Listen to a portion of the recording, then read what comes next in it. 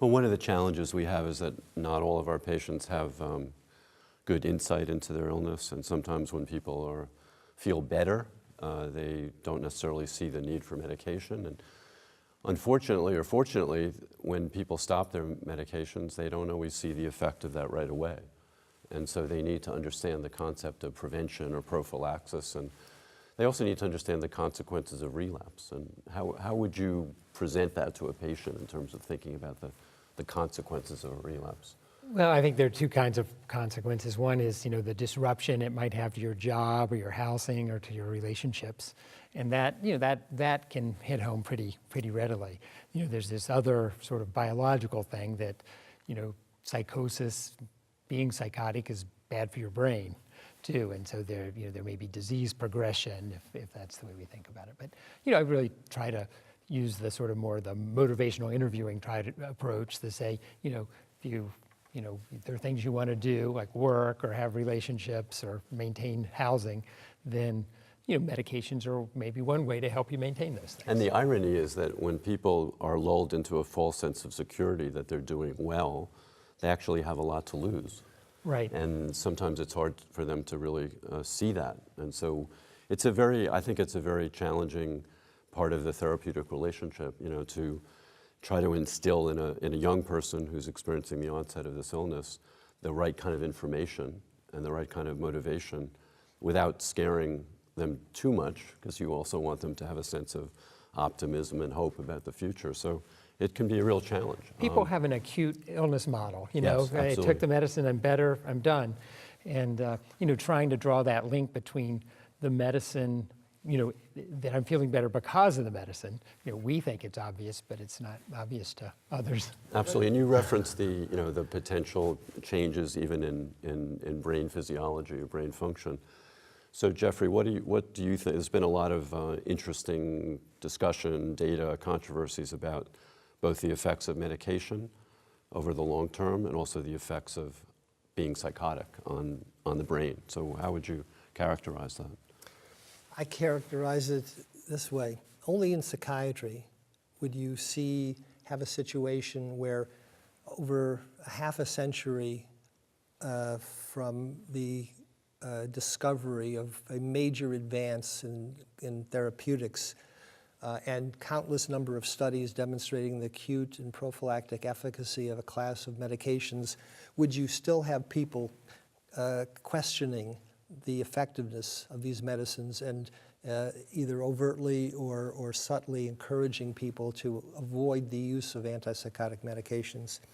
I think that it's a double standard, it's wrong-minded, and it's destructive.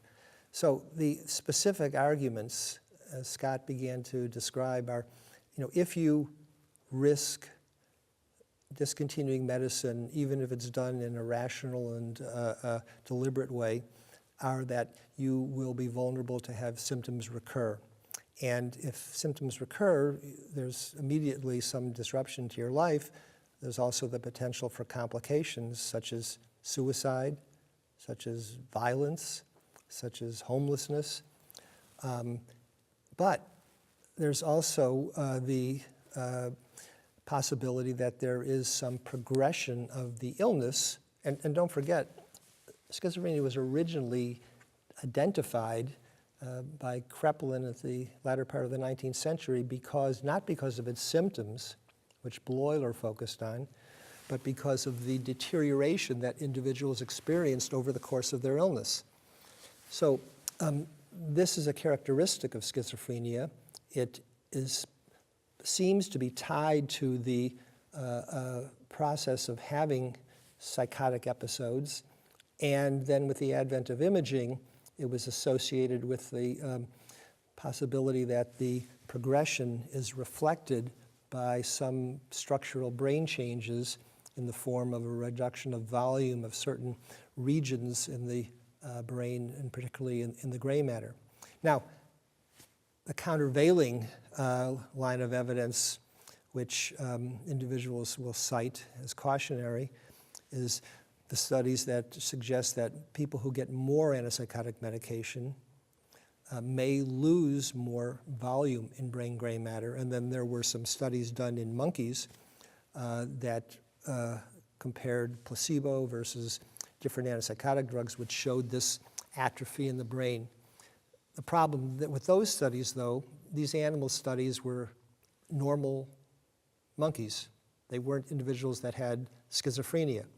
So if you were to do the unethical, impossible to do study now where you took first episode patients and you randomized them to placebo, or you randomized them to treatment, and you took healthy controls and you just followed them, what I predict you would see is that you would see a decline in brain volume in specific regions in the untreated illness group, and you would see less of a decline in the treated group.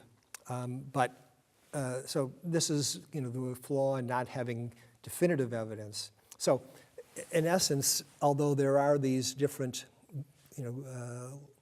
ways of construing the evidence, it seems to me that to not, use medication for fear of long-term effects is completely wrong, and that the long-term benefits outweigh clearly the potential risks. And then the other thing that you were alluding to, John, is the comorbid medical conditions which shorten longevity that Juri Tehonen has demonstrated in his study, that individuals who have greater adherence to medicine over the course of their lives do tend to live longer than those that don't.